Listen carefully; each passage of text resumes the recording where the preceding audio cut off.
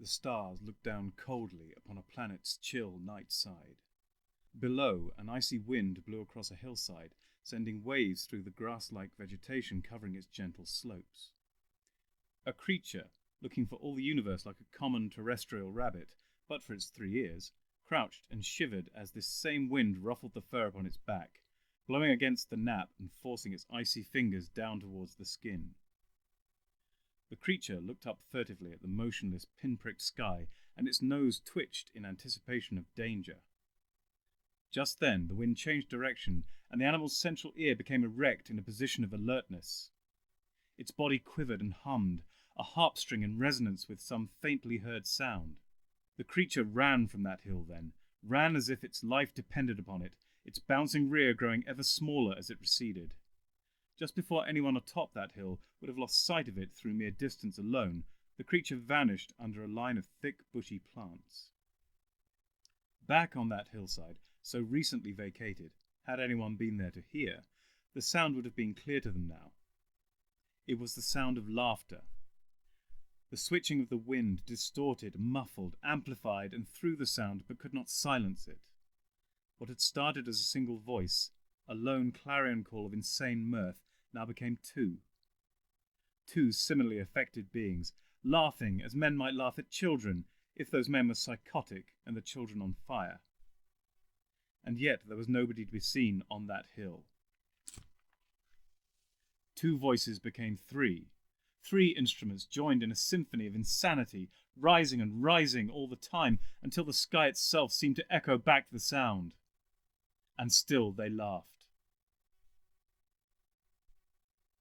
It was about 20 minutes to closing time at the Arthritic Fox, nestled in sleepy little Wilton. Not that that meant a great deal to the landlord of this quaint rustic establishment. Horace, for that, to his mild irritation, was his name, was well known in the village for keeping whatever hours he pleased. Indeed, more often than not, several days could pass without any actual closing time being enforced. Tonight, however, was slow, so slow that he was in fact alone in the place. He was just contemplating closing early when the front door opened, partly through the effort of the man now entering, and partly through the efforts of the chill night wind. This was also having a great deal of success in entering the inn until the newcomer put his weight against the door and finally forced it closed. "Morning, Jack," Horace said good-naturedly, nodding slowly in the man's direction. This was his traditional humorous way of greeting his most regular of customers, Jack the poacher. "For God's sake, Horace, it's 11:15 at night, you silly old fool," Jack said impatiently. This was his traditional response to Horace's humour. Horace replied, accompanied by more nodding and a relaxed smile. "Give me a pint of beer, will you?" Horace eased into action to fulfill this request. "Catch anything tonight, Jack?" he asked casually. Jack the poacher had never been entirely happy with his name. He felt it gave the police a certain advantage. Philosophically, however, he reasoned we all have our crosses to bear. He reached inside his coat and dumped a large rabbit on the bar. "Now would you look at that one, Horace?" he proclaimed proudly. "Certainly a big one, all right," Horace said, handing Jack his pint. "Cheers. Yep, that wasn't really what I meant." "No?" "No." "What then?" "Damn it, man, it's got 3 ears!" Horace looked down again at the brown furred body on his bar, and was indeed surprised to find its ears were more numerous than your run-of-the-mill bunny. "Well, I'll be," was his considered assessment. "It sure is the damnedest thing," said Jack. "I blame all this pollution and stuff. Before that came along, all you'd have is your odd 2-headed lamb born at midnight, and you'd say no more about it." Horace agreed wholeheartedly. Jack had just started to ask about the day's racing results, when they both thought they heard a sound. As they listened, it became clearer and louder. 3 voices, each raised in manic laughter. Jack and Horace looked at one another, puzzled and perturbed. The laughter intensified. Far towards the centre of the Milky Way, a star was entering its death throes. A red giant, who had consumed his nearest planetary companions long ago, had finally reached the point of terminal indigestion. At its fiery core of ferrous plasma, there was nothing left to consume. In a blink of an eye, it collapsed to form a superdense ball of neutrons. The outer layers, suddenly unsupported, rushed into the newly formed void at near 1/7 the speed of light. They crashed into the pristine neutron star and ricocheted out in a tremendous, blinding explosion of matter and radiation. As this material from the outer layers raced free into the universe, nothing, of course, could be heard. However, looking at one patch of this hurtling nebulous material, focusing on just one helium atom within its mix of elements, and measuring the vibrations of this solitary atomic building block, then, translated into a sound wave, something recognizable could be heard. High-pitched and squeaky, the sound of three men laughing insanely. To look from orbit, the planet Mondas looked fairly harmless. Indeed, one might almost describe it as pretty. Looking down now at the Terminator, that line dividing day from night, a striking view of this world could be seen. On the daylit side, the 50-50 mix of land and sea produced a wonderful patchwork of continents and oceans, blues and greens from water and vegetation, the tan of deserts, and the blue-white of mountain peaks and polar regions. The night side existed in shadow, the only relief from this darkness, the lights of settlements and towns. One collection of lights, not far from the Terminator, belonged to Huktan, the most important city on the planet. The sparse number of lights belied the city's vast size, many of its inhabitants preferring to do business under cover of darkness. Indeed, a mere hour before, while the city still enjoyed the last rays of the afternoon sun, it would have seemed like half a city, its narrow, twisting streets sporting far fewer inhabitants than you would expect for a metropolis of this size. Now in darkness, those same streets were as full as they had been in daytime, but with a completely new set of individuals. Most of the buildings were poorly constructed, with barely any care taken to urban planning. As a consequence, the alleys between the buildings were unlit, unclean, and a maze to trap the unwary. Among these streets many inns thrived, serving not only as places of refreshment and drunken pleasure, but also as marketplaces for the many traders of the night. The hank-spanking Monkey Funk was one of the most disreputable of these establishments, among establishments whose reputation was already far from savoury. Inside its walls, primitive oil lamps competed with aging neon signs to see which could provide the least useful illumination. The oil lamps would gutter, throwing crazy shadows tumbling around the room. In response, the red neon advertisement would buzz on at random intervals for a fraction of a second, as if to say, "Well, I'm here, Mr. Oil Lamp, but I choose when and whether I come on." Given the advert generally flashed about once or twice an hour, it was fairly confident it had the edge in pointlessness over the oil lamps. Both of these, of course, had forgotten the mock streetlight on top of the bar, whose single obsolete filament bulb had remained blown and unchanged for the last 20 years. It exuded smug superiority. The bar itself was tall, wide, and wooden, giving the barman an impression of solid, reliable safety, a barrier between himself and his mildly psychotic customers. This was, of course, precisely the impression the owner wanted it to give. The owner lived outside of the city in a nice little mansion in the countryside and would not have been seen dead in the place. This was precisely how most of his barmen were found. The majority of the seating in the inn had been put into alcoves. This had been achieved in spite of the architectural problems involved. Indeed, some of the alcoves were entirely freestanding. This was because the owner had found the alcoves always filled up the fastest, privacy being good for his clientele's business, and what was good for their business was good for his. There were 3 tables with chairs in the narrow space between the front door and the bar itself, but these were rarely used. Tonight, however, was an exception. A hooded figure now sat at one of these, alone and muttering to himself. The hood, which obscured much of his face, was part of a black gown, frayed and torn in places, which looked much like a monk's habit. From the sleeves, skeletal hands wrung and clawed, the blackened, blistered skin cracking as they moved. Looking out from beneath the cowl were 2 pain-ravaged eyes, maddened still further by the great intellect trapped within. His face was as blackened and sore as his hands, with much of his nose eaten away, making it seem almost skull-like. Beneath this nose sat a large brown moustache. The door of the inn was flung wide. In strode an extraordinary-looking man with long curly hair, a floppy hat, and enormous scarf. Immediately in his wake sneaked a rough-looking fellow with a knife drawn, ready to pounce. Just then, with a noise like a male-voiced choir singing "Whoop," the ruffian seemed to fold in upon himself, and, with a strangled yelp, disappeared. The doctor walked on, oblivious to this. Somewhere in the recesses of the pub an irritated voice cried, "Oh, bloody hell!" The doctor walked up to the bar and clapped the barman on the shoulder, saying cheerfully, "Hello there, my good man. Pint of stout, if you'd be so kind." The barman automatically flinched as he saw the doctor's arm coming his way, and was just reaching for the disruptor beneath the bar when the doctor's words registered, and he realised he was ordering a drink. "Oh, what?" The barman's question was delivered in a surly manner to disguise how rattled he was by the whole shoulder-clapping experience. "Stout. A dark brown liquid containing alcohol?" The doctor ventured helpfully. The barman looked at him as if he was a child. "Sir, all the drinks served here are dark brown." The doctor seemed cheered by this answer. "A pint of your best dark brown drink, then, if I may." The barman, still unsure of what a pint was, duly poured a glass of the cheapest local brew for the doctor.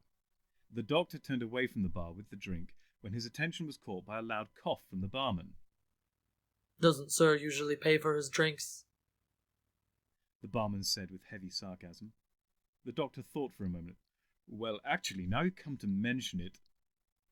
He stopped short when he saw the muzzle of the disruptor rifle creeping up from behind the bar. "My, but you have that well trained," the doctor remarked as he reached for his purse.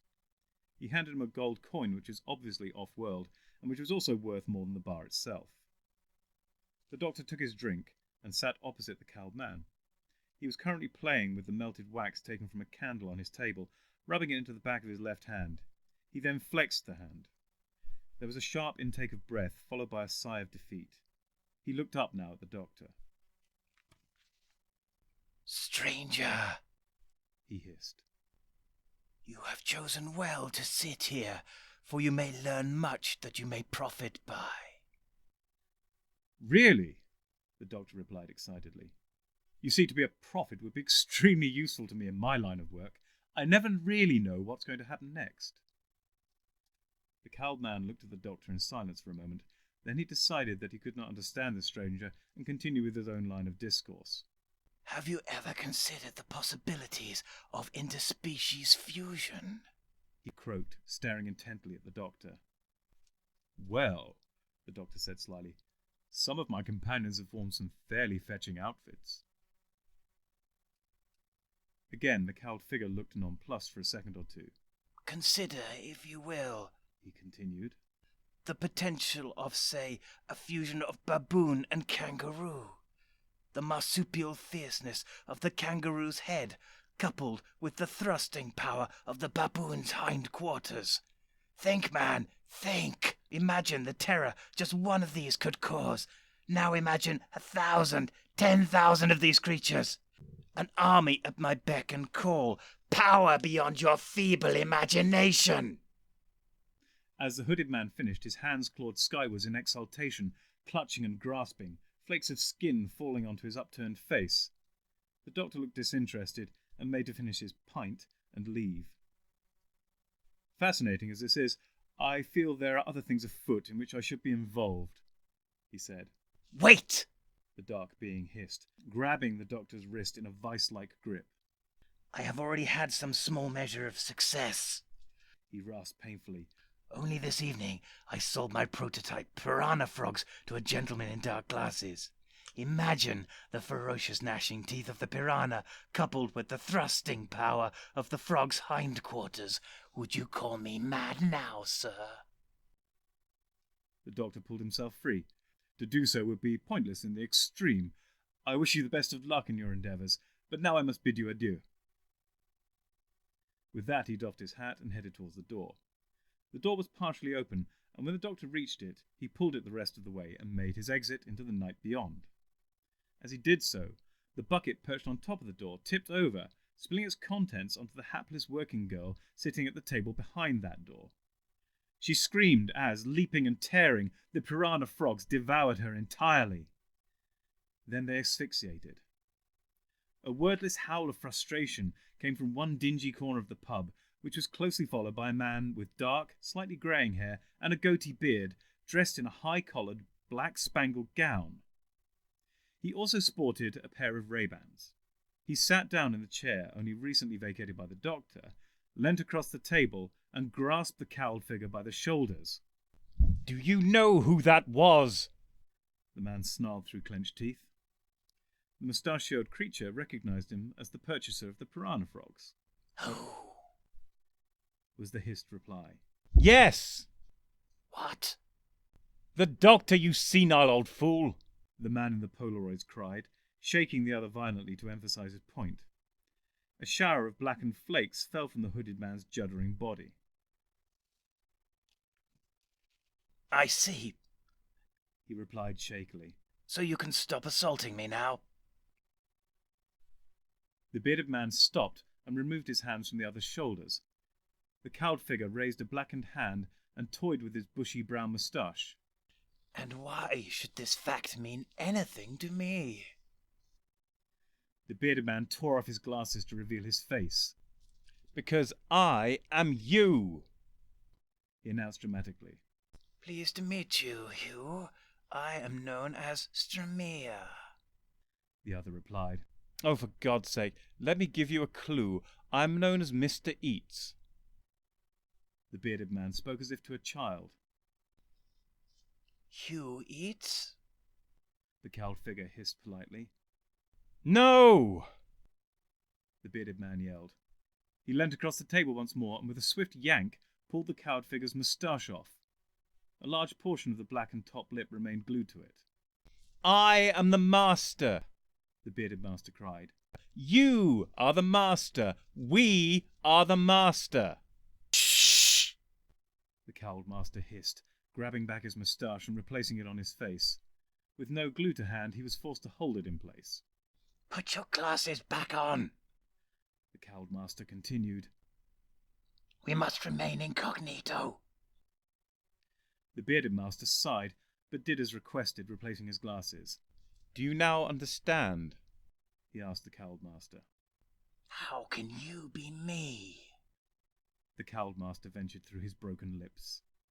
Well, The bearded master replied calmly with self-assurance. you didn't plan in staying in your present condition forever, did you? Suffice to say, one of your plans worked, and I'm your future self. Now, would you answer me one question? Certainly. Why didn't you kill the doctor? The cowled master shuffled uncomfortably, more than his usual baseline discomfort. Well, I didn't actually recognize him, and even if I had, he showed no interest in my plans. The fool! Did he not realize the potential for interspecies fusion? Yes. The bearded master interrupted hurriedly, stifling a snigger. You already told me your plan when I bought those useless piranha frogs from you. And what, may I ask, is your plan? The cowled master countered. The bearded master leant both elbows upon the table and clasped his hands together. The plan is as subtle as it is fiendish, He began. Tomorrow afternoon there'll be a meeting between the two most powerful meat vendors in this city, a meeting which I brokered. There, these two giants of the meat-based food product industry will sign a contract which I drew up. The contract will fix the price of sausages between the two firms, and will fix it at a level 10% higher than before. This last sentence was said as a triumphant finale. However, the blank expression on the cowled master's face told the bearded master he would have to elaborate further. The increase in the price of sausages will have a small but noticeable impact on the nutritional well-being of that largest proportion of the city's population, i.e. the poor. This discomforting of the masses will surely come to the attention of the doctor, who will certainly attempt to stop the signing of the contract. Since I know exactly when and where this signing will occur, it will be simplicity itself to place some deadly device at that location, primed to detonate when he arrives, thereby ensuring the destruction of the doctor. In spite of the bearded master's second triumphant finish, the cowled master was frowning. Since he had no eyebrows and his face was already heavily wrinkled, the bearded master could not see this, thus forcing the cowled master to voice his concerns.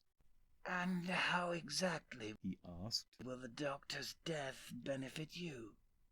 The bearded master's eyes filled with anxious confusion for a few seconds. When he replied, it was in a somewhat rushed manner. Well, with the doctor gone, no one will stand in the way of the price increase, and, it is but a short step from mass slight malnutrition to universal domination. The cowled master remained unconvinced. Have you considered the possibilities of interspecies fusion? He began, then stopped. Both masters now noticed that a man was standing over them. He was a burly sort, the kind who usually worked as a bodyguard in a city so well suited to that profession. This particular individual seemed even more vacant than the norm, given that he stared off into space as he addressed them. "My master wishes to speak to you. You will follow me." "And what if we do not wish to?" The bearded master replied imperiously. You have thrusting power in your hindquarters, added the cowled master, casting an appraising eye over the man. The man seemed to think for some moments, his eyes never leaving that point 5 meters beyond the back wall of the inn. "My master says if you do not come, you will be late." The two masters looked at each other. They both knew a threat when they heard it. "Lead on, my good man," said the bearded master with forced conviviality. The two masters rose and followed the henchman out into the night. The two masters followed the burly henchman through the back alleys of Hooktown, keenly aware of the many denizens of the night, all unscrupulous, and all possibly deadly. Yet neither showed any signs of concern. Whatever dire intentions these pitiful creatures had were mere child's play compared to the unspeakable machinations concealed within their own numerous hearts. The bearded master strode purposefully, freezing the advance of any overly curious bystander with a simple gesture of his hand. The cowled master limped and shuffled with no less purpose, dissuading the curious with a simple gesture of his face. At last they arrived at what appeared to be a small, run-down wooden warehouse, in a district they knew to be near one of the many waterways which oozed through the city.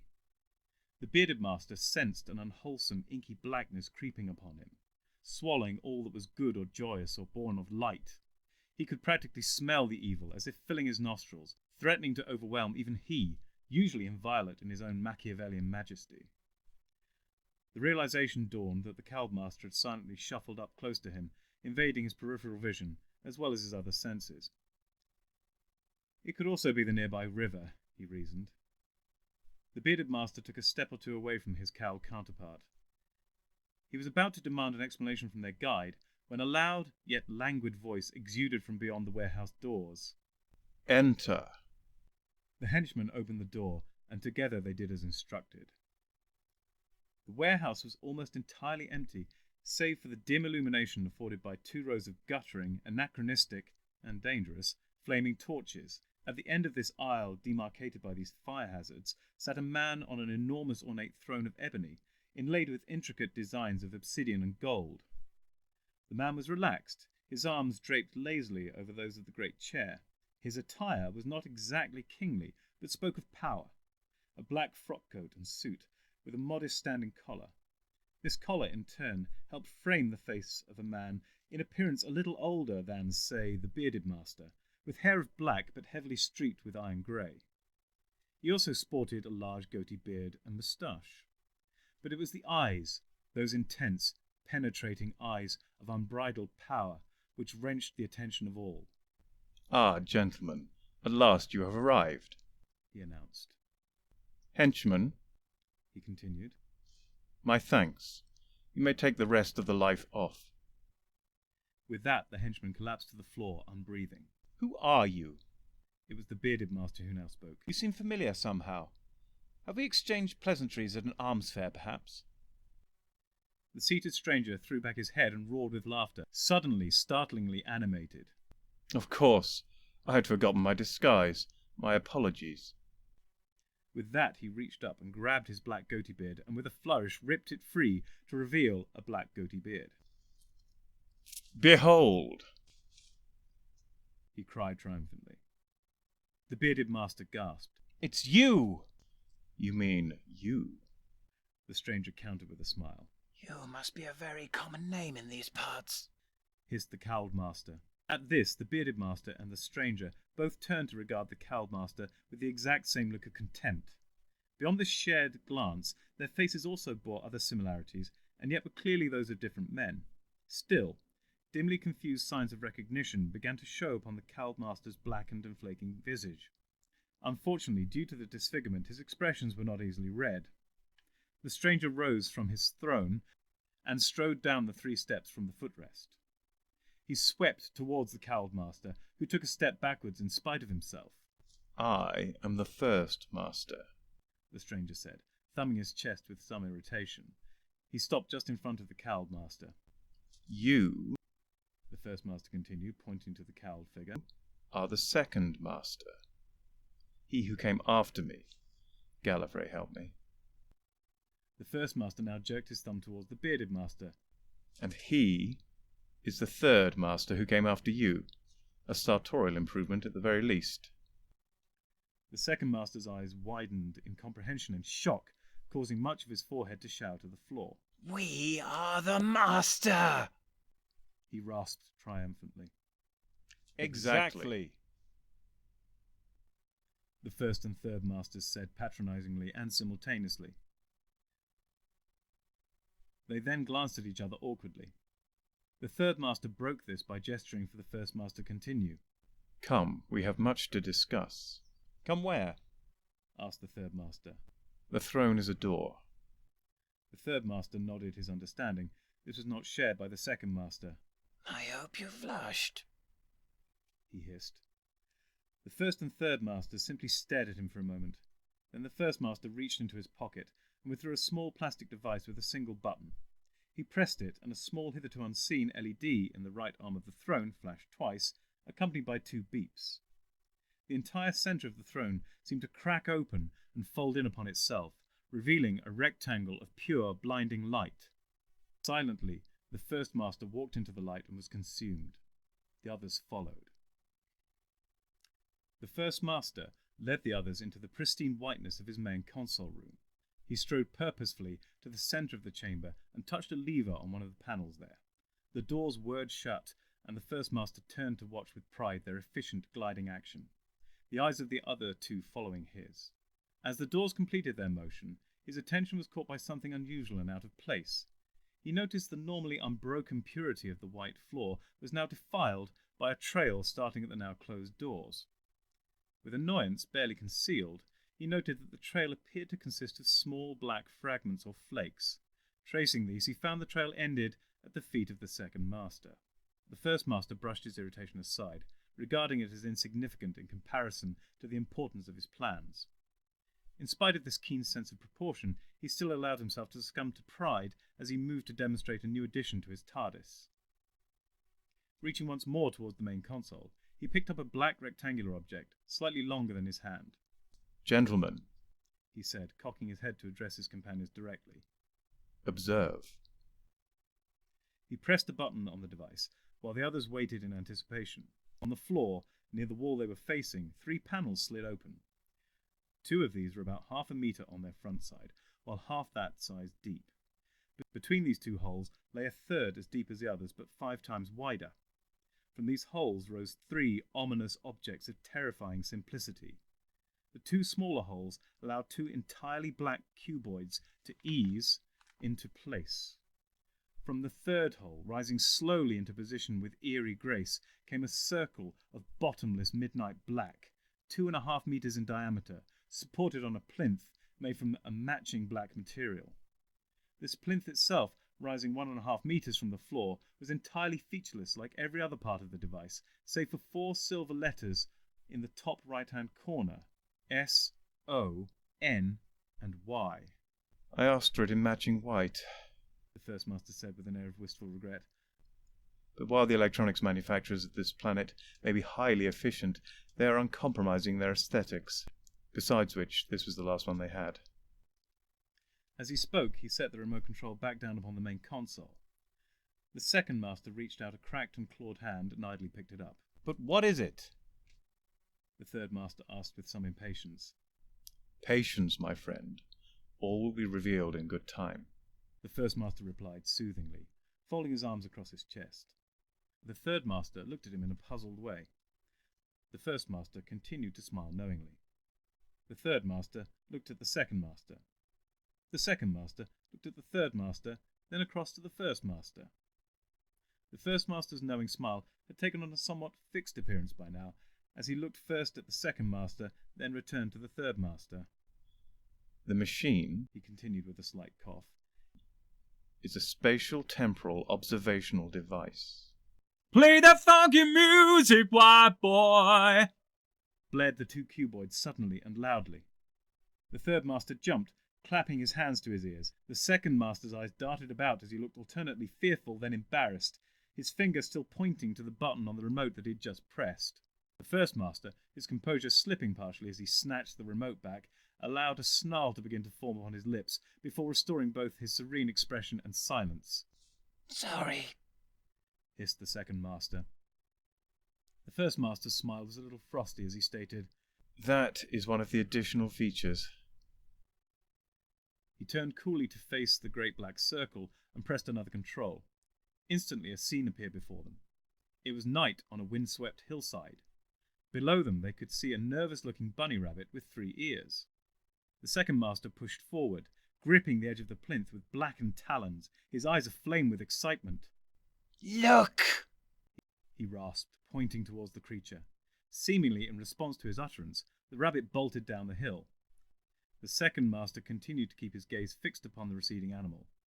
The third master looked questioningly at the first master. "The device can transmit as well as receive," the first master explained patiently. By now the second master had lost sight of the creature, but its image and the offspring of that image was still fully perceptible to him. "It had 3 ears. Did you see 3 ears?" he hissed excitedly. "Imagine the possibilities. A fusion of rabbit and badger. The ferocious head and forequarters of the rabbit with enhanced oral capabilities, coupled with the thrusting power of the badger's hind quarters. Think, men, think! Imagine the terror just one of these would cause. Now imagine 1,000, 10,000 of these creatures. An army at my beck and call. Power beyond your feeble imaginations." The other masters frowned, looking at each other. Meanwhile, the second master had begun to chuckle, a hideous, tortured sound, like a rusty gate being beaten with a live goose.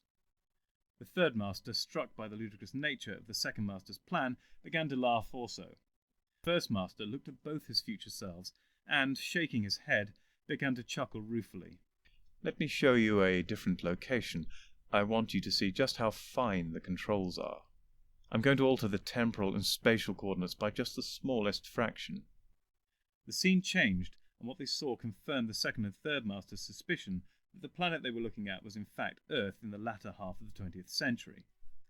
In the pub before them, they saw 2 men discussing the body of a 3-eared rabbit. "The fools!" hissed the second master. "I cannot be so easily thwarted." He then began to laugh insanely. The other masters joined him for their own particular reasons. The first master changed the scene again. This time they witnessed the beauty and majesty of a supernova. The third master, who had watched both this scene and the previous one with some interest, now spoke. "The power we have just witnessed, so great and yet so unfocused, so potent and yet so purposeless, has moved me beyond measure. I feel inspired, and this inspiration's fruit grows within me even now." He looked significantly at one master, then the other, before continuing. "Why don't we use the device to tamper with the beer in the arthritic fox's cellar so that it goes off?" he proposed with specific gravity. The second master frowned and hissed gently, scratching the back of his right hand. Flakes of blackened charred skin fell to lie invisible upon the surface of the plinth. The first master stroked his beard, his expression of curiosity belied by the wry smile he was attempting to hide. "Well," the third master continued, "everyone knows how the Doctor loves to protect the Earth, and that he seems to have a particular affection for the traditional English way of life, namely beer." The light of realization failed to dawn on the faces of either member of his audience. The third master sighed wearily. "He will naturally come to investigate this mass fouling of English goodness. Once in the cellar, we can use the power of this device to focus the energy of a supernova into the cellar, finally destroying the Doctor once and for all." With his final words, his voice lifted to a triumphant roar, the last syllable running on into powerful throaty laughter. The second master, caught up in the mood, did his own wheezing giggling. The first master, relieved now of the responsibility of hiding his amusement at the plan, laughed openly at it, covered now by the laughter of the others. Still chuckling, he asked politely, "How exactly will the Doctor's death be of benefit to us?" The third master stopped laughing and looked at the first master as if wondering whether he had misjudged his character or his intellect. The first master was not to be put off by such bravado, and, while maintaining a polite smile, made a circular motion with his right hand to encourage an explanation from his colleague. Well, The third master started awkwardly. with the cellar destroyed, and I'll grant you probably the pub too, there will be no one to serve beer to the inhabitants of Wilton. And with the doctor out of the way, there will be no one capable in standing in the way of us starting our own pub, with sole control of the supply of beer to the local populace. And of course, from there it is but a short step to total universal domination. Once more he had built to a crescendo. However, it was clear even as he finished that he had failed to move his audience. The second master was staring blankly at him, while the first master was again stroking his beard, one eyebrow raised. I think we'll just stick with my plan. The first master said gently but firmly. Or more precisely, your other plan. He continued, pointing to the third master. Involving the dear Mayor of Mindless, only with some important alterations and additions. And you, He now turned to face the second master. You too shall have your part to play, your own peculiarly fixated ingenuity harnessed to achieve our ultimate goal. For truly, it is a somewhat shorter step from planet-wide to total universal domination. The mayor sat back in his chair, allowing the aged wooden struts to give slightly under his not inconsiderable weight. He gazed across the broad expanse of the mayoral desk, strategically decorated with a single pen holder, with conspicuously expensive fountain pen and designer lamp angled towards the mayor. He saw beyond, pacing nervously across the centre of his spacious office, his tall and angular aide, wringing his hands, pausing only to glance at his watch. The mayor still puzzled over exactly when his aide had gained the extra 6 inches of height. Probably, he thought, around the same time he had taken to dressing exclusively in black and grown the stylish goatee beard. Since then he had seemed both peculiarly nervous and increasingly focused, as if planning for something, and it was certain that he had organised today's meeting with an almost obsessive drive. A brisk knock at the door caused the aide to freeze in his well-worn tracks, and the mayor signalled for him to allow the visitor to enter. The aide in turn signalled his understanding, and in a commanding voice said, Come in. A curly head, with broad grin attached, hove into view around the edge of the door, swiftly followed by a ridiculously long scarf, complete with ridiculously long body. The mayor was glad the doctor had seen fit to attend the meeting, but wondered for a second whether he ever wore clothes suitable for such formal occasions. The aide, for his part, seemed unsurprised by the doctor's appearance, and indeed had adopted a suddenly tense air, clenching his hands in a claw-like manner as if something had angered him. Doctor, I'm so glad you could come. It was no trouble. I wouldn't have missed this for the world, or any world for that matter, said the doctor, with a disarmingly broad and toothy grin. Without invitation, he lowered himself into the comfy chair the mayor reserved for his most distinguished guests, and swung his feet up onto the desk. Besides, he fixed the mayor with the wide stare of a frenzied madman, and spoke in a deep, booming voice, the results of this meeting may turn out to affect the future of the entire galaxy. The mayor stared back at him. We're talking about sausages. The doctor continued to stare, apparently undeterred. Oh, he said. As if on cue, the door opened again, and a butcher entered, followed by an aide of his own. The butcher wore his ceremonial stripy apron, with the regulation blood splatters denoting his rank, and white trilby of chipolata, Mondas's ancient but nowadays rarely worshipped god of meat products. This new butcher was noticeably leaner than the mayor, a further indication of his relative status.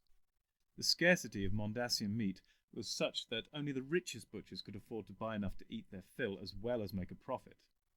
The mayor's ascendancy in the trade over the years could easily be traced by his increasing width, the inches of his stomach reflecting the number of years in the business, like counting the rings on a tree trunk. The lean butcher's assistant was thinner still, with a pale, ill-looking complexion, and bravely sported a foot-long ginger handlebar moustache. The mayor extended a podgy hand towards the butcher, his palm upwards, and said in a stilted, ritual manner, "As we meet here now." At the same time, the butcher retrieved a medium-sized salami from its traditional place of concealment in the front of his trousers and laid it gently but firmly in the mayor's outstretched palm. He responded, "Let the meat bind us always." The mayor took the spiced sausage and placed it in the top drawer of his desk. Anyway, Said the mayor's aide, reaching into his jacket pocket and brandishing a thick wad of papers. the contract. He placed it on the desk. The mayor stood and walked over to the other side of this masterpiece of municipal mahogany so that he and the butcher could more easily look at it together. As the two of them studiously perused the document, pausing occasionally to flick over to the next page, the doctor peered over their shoulders with increasing impatience. Finally, the doctor looked up from the contract directly into the eyes of the mayor's aide, his head cocked on one side, a distinct look of disappointment upon his face. "This is all about sausages," he said. Yes! The mayor's aide exclaimed gleefully. The doctor stared. "You are sure there isn't anything more to it than that?" He craned his arm past the mayor's and flicked to the last page, peering at it carefully. "No small print about galactic domination?" The aide seemed momentarily distracted, as if struck by a sudden thought, then returned his gaze to the doctor. Not in any sense unrelated to sausages, he said. The doctor rolled his eyes before addressing the mayor and the butcher. "Gentlemen, I wonder if you would excuse me while I visit your lavatory." He exited swiftly before the mayor even had a chance to nod. The four men returned their attention to the contract. Moments later, their concentration was broken by a mysterious, wheezing, groaning sound from the corridor outside. The butcher looked towards the mayor with a puzzled frown. "Are you sure he's all right?" why don't you go and check? The mayor's aide suggested. The butcher nodded and left the room. Barely had the door closed when a noise suspiciously like the sound of a man being viciously clubbed from behind and slumping to the floor came from outside. When the butcher came back into the room, he appeared to be slightly taller. "Is he all right?" the mayor asked. The butcher frowned and carefully adjusted his face. Who's all right? He said. "Oh, good, I am relieved," said the mayor. "Shall we return to the contract?" Indeed. I think we should sign it without delay, the butcher said. In fact, And here he fixed the mayor with a steely, almost hypnotic gaze that made him sorely tempted to run sobbing from the room. I think it is imperative that we do so at once. In the sudden tension of the moment, the mayor found himself blinking uncontrollably. "Damn!" he yelped as he felt a contact lens drop from his right eye. He stared in vain at the desk for a full half a minute and attempted to ignore the butcher, who appeared to be muttering something and snapping his fingers in an attempt to get his attention. "What?" he said eventually, looking up from the desk and realizing that the other contact lens had fallen out too. And you will obey me, the butcher appeared to be saying. Through the fuzzy blur, the mayor could just make out a flourish of annoyance as the butcher slammed a pen down on top of the contract. Oh, do what you like, he said petulantly. "What? No, I was going to sign it anyway," said the mayor. "Now, where's the dotted line?" As he peered at the inexplicable mass of print, he heard the butcher and the mayor's own aide muttering to each other under their breaths. Before we sign, said the butcher eventually. I think my assistant has something to do outside. Do I? The butcher's assistant was now saying. Yes, in the corridor. Go on. The mayor looked up to see a tall, ginger-moustached fuzzy blur shrugging and leaving the room. Oddly, it was followed by a mysterious noise remarkably like the sound of someone being tripped up, bound, gagged, injected with a powerful sedative, needlessly felt up, and dragged into a cupboard. There was a pause, and a faint sound of sniggering before the assistant returned. The mayor peered at him. It was difficult to tell without his contact lenses, but he could have sworn that the butcher's assistant looked distinctly unwell. He struggled to put his finger on it. "Have you had a fall or something?" he asked gingerly. He had wanted to say been in an explosion, but somehow it seemed impolite. His hand brushed over two small plastic discs on the surface of the desk. He returned them to his eyes, blinking and sniffing as his eyesight was restored. "Gosh, that's better. Oh, my good God!" the mayor exclaimed as the butcher's assistant swam into focus. A look of panic crossed the assistant's blackened and flaking face. His hands rushed up involuntarily to pat at the foot-long ginger moustache he was bravely sporting. His whole demeanour relaxed as he realised that it was firmly in place, and with it his identity. The mayor continued to stare at him in a highly disturbed manner for several seconds before finally shaking his head and looking back to the butcher once more. The butcher's assistant chose this moment to flash the mayor what he hoped was a reassuring smile. The effect was spoilt slightly by 3 of his front teeth falling with the faintest of patters to the desk. Fortunately, this ill-conceived experiment in public relations went unnoticed, as the mayor was by now deep in conversation with the butcher. The butcher, however, gave his assistant a subtle, sidelong, disapproving glance and dismissively brushed the decaying dental work onto the carpet. "Right, I should sign this thing. Could I borrow your pen?" the mayor said to his aide, who promptly passed him one, a long black affair with a bulbous top. At last! His aide said, a little unnecessarily. Everything is finally in place. Oh, wait! He grabbed the pen from out of the mayor's hand just as he was about to sign and replaced it with a standard blue inked bic. Sheesh, that was close.